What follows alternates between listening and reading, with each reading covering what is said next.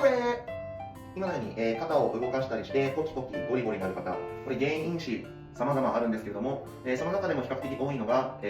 ローテーターカフっていう筋肉の筋力低下によって肩の安定性が保持できずに、音が鳴ってしまう可能性が多いです。そのローテーターカフに対してのトレーニング方法を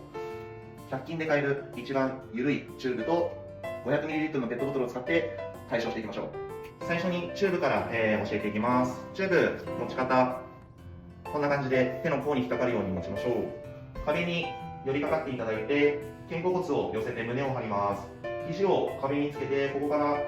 手を開いていきます。正面で見るとこんな感じですね。はい、これ